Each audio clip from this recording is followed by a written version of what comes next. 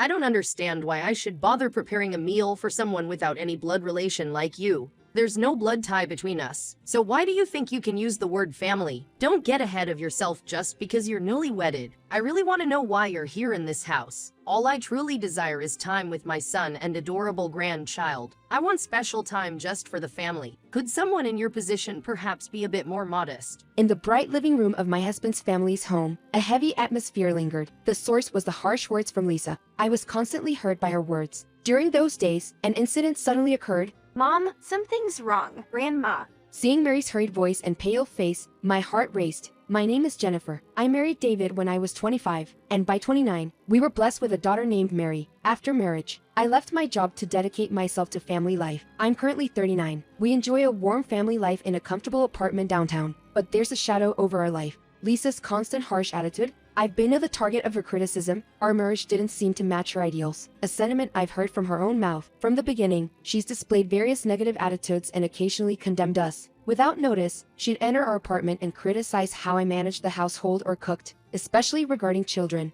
She'd pressure me before Mary's birth to make sure it's a boy. Also, she'd bring old clothes saying they fit me perfectly or send slightly old vegetables without notifying me as a gesture of goodwill. In essence, she's been making my life difficult. What keeps me going is that David and Mary stand firmly by my side. David always protects me whenever I face Lisa's criticism, and Mary, undeterred by the unfair criticisms she hears from Lisa about me, asserts, I can't accept a grandma who belittles my mom. Every time we visited David's parents' home, Lisa would ruthlessly make sarcastic remarks about me, even in front of her husband, which honestly troubled me. Although my Ken would scold her every time, her attitude remained unchanged, and her cold demeanor towards me persisted. On a particular day, when Mary came back from school, normally, the moment she'd open the door, she'd cheerfully call out, Mom, I'm home. But that day, she came in silently. Welcome back, Mary. What's the matter today? Did something happen? Are you feeling unwell? I'm back, Mom. You? I'm fine. Nothing's really wrong. But judging by her complexion and the glint in her eyes, something seemed different. Mary is always cheerful and never stops smiling. Seeing her change worried me deeply. She's approaching middle school, a time when various concerns arise. I didn't want to push her to talk about it, but as a parent, I couldn't just leave her be without trying to understand. I knew that David would be home late from work that night, so dinner would be just the two of us. I decided to take advantage of this and gently draw out her feelings during dinner. Mary, I'm really worried when I see you troubled. Whenever you say I'm fine, I often feel like you aren't. If you're hiding or struggling with something, I want you to talk to me. I won't get mad, and I'll keep your secret. Please remember I'm on your side. Can you share it with me? After slowly putting down her rice bowl and chopsticks, she seemed to think deeply. With a determined expression, she began to speak. Despite being only 10, she tried to explain the situation to me in detail. After school, Mary went to play with her friends. As usual, they went to a vacant lot a bit far from our house, a place they really liked and often had fun. But on her way home that day, Mary witnessed a shocking scene. She saw my Lisa holding hands with a young man I've never seen, walking happily together. Moreover, she saw them exchange a kiss. With the surprise and shock of that moment, she rushed home. As I listened to Mary, I was astounded imagining that shocking sight. It's unimaginable that my 65-year-old Lisa would act like that in public, especially in a place where children pass by, shamelessly exchanging a kiss. I deeply felt the enormity of the shock of the scene Mary witnessed. Sensing the surprise and turmoil in Mary's eyes, I suggested she take a bath to calm down. Using that short time, I hurried to a nearby convenience store and bought the vanilla-flavored ice cream she particularly loved. Though we usually avoid eating sweets before bedtime, I decided to make an exception given the circumstances. Mary, who had been downcast for a long time, slowly began to regain her smile as she savored her favorite ice cream. Still, I felt the shock was still lingering in her innocent heart. I might need to carefully observe her feelings and behavior for the next few days. As Mary eventually settled down and went to sleep, David returned home after a while. It hurt to relay the unexpected news to David, who's always busy, but I couldn't keep it a secret. With that thought, I began telling David everything I heard from Mary. David, who was sitting on the living room couch sipping beer to relax, suddenly grimaced as he heard my story.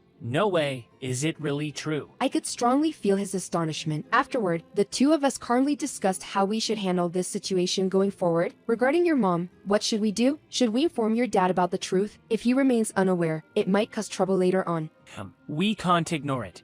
But if we are to tell him, it's better to have concrete evidence. If it's only based on Mary's words, the true nature of the event might be vague. I nodded in agreement with David's words. To thoroughly investigate the suspicions about Mylisa, we decided to hire a private investigator. The detective agency's investigative skills were truly impressive. Just a few days after a request, we received numerous photos that shed light on the relationship between Mylisa and the young man. In the pictures, Mylisa, dressed in flashy clothes and suitable for her age, was seen having a great time with the young man. It was heart-wrenching to see, but an inevitable step to uncover the truth. Furthermore, a detailed investigation by the agency revealed the hidden motives behind the young man. He was a college student targeting elderly women, exploiting them for money and gifts under the guise of sugar mommy activities. It turned out that Mylisa had been buying him expensive items. Among the evidence, there were photos capturing their cheerful conversations in front of luxury brand stores downtown. It wasn't just an affair. There was a high possibility that Mylisa was being deceived and used by him. However,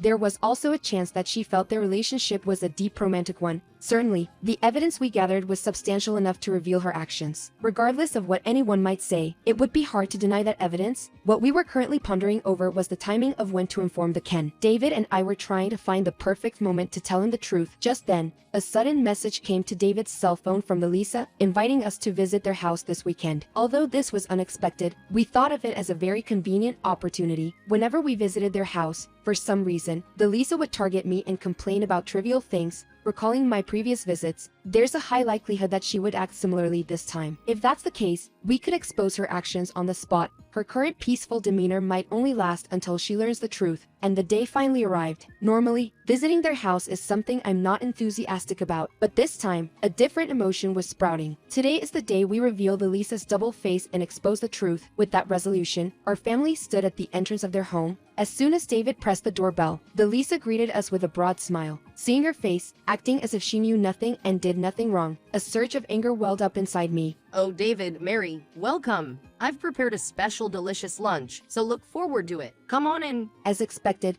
Lisa's attitude felt very cold. It was as if I wasn't even there. She deliberately ignored my presence, avoiding my gaze by turning her back on me. Her overt behavior made my heart flutter slightly. However, recalling past experiences, this behavior was anticipated. I vowed to myself to stay composed. David, sensing my feelings, seemed about to say something to her, but I gently squeezed his hand, signaling him to refrain for now. It was still a time for patience. Given the developments to come, it would be better to let her act as she wishes for now, and then reveal all the truths at once. As we entered the living room, the Ken was sitting calmly on the couch, watching TV.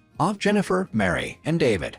Thanks for coming. We don't have much here, but please make yourselves at home. The Ken, as always, calls my name first. For him, it might be an everyday greeting, but for me, that single word warms my heart. After greeting the Ken, Lisa happily began talking to David. For today's lunch, I ordered something special for delivery. Let's eat it quickly, everyone. I'm sure it will suit everyone's taste. As she said this, she began to set the table. In the dishes, there were pizza in the beautiful white dishes. A delicious-looking cheese was poured. The moment I saw these dishes in front of me, it certainly looked very appetizing. However, for me, it was something I could never eat. The reason is that I have a wheat allergy. Lisa should have known this from before. Lisa, as I mentioned before, I have a wheat allergy. Therefore, I can't eat this. I'm sorry. As I apologized, Lisa coldly replied, Of course, I know that. She replied succinctly. She continued speaking. You don't need to remind me every time, because I never prepared pizza for you from the beginning. Our family consists of Dad, David, Mary, and me, just the four of us. I don't see why I should prepare a meal especially for an outsider like you. I really wonder why you are even here in our house. I only invited David and Mary. Jennifer, maybe you should be more considerate in someone else's house. She continued to pour out her feelings without holding back. Jennifer, I'll say it clearly now. What do you intend to do being a housewife and not even doing the housework properly? David works hard every day. What are you doing at home? Are you interested in something else? Like having a relationship with another man? I can't help but think that if you have so much free time, you might be doing something like that. Just thinking about it disgusts me. I was surprised by her words but listened calmly. The expression on David's face, standing next to me, clearly showed his astonishment and discomfort. An exasperated expression was evident on his face. However, this was the perfect timing for us. The evidence we're about to present, it's okay, right? No problem. The actions Lisa had taken in the past, especially the impact on Mary, were something we could not overlook. Taking a deep breath, I took out a photo from my bag. The photo clearly recorded Lisa's actions. Holding the photo, I resolutely handed it not to Lisa, but to the Ken. Lisa and Ken picked up the photo, meticulously checking its content. Even in a brief moment, their facial expressions changed dramatically. The Ken's face turned bright red with anger, while Lisa went pale blue from shock and confusion. Looking at their drastically altered faces, it felt like witnessing a traffic light. I even felt a hint of dark humor. What on earth is this about? I calmly began to explain. It's clear from the photo. It shows that you, Lisa, have an inappropriate relationship with that man. Our daughter, Mary, has seen it too. You accused me of having an affair, but maybe you were actually talking about yourself. That's not true. James is just a friend. I didn't. She stopped mid-sentence, suddenly covering her mouth with her hand. She inadvertently revealed his name. Who is this James? Lisa, it seems you've given this James numerous expensive gifts. I bet the total amount is significant. As a homemaker devoted to family, where are you sourcing such funds? Are you possibly using the money that the Ken has saved over the years without his knowledge? The Lisa's face showed a mix of shock and confusion, and she seemed unable to counter my confrontational words. She might be puzzled by my unexpectedly aggressive attitude. Mom, Dad has always cared for and protected you.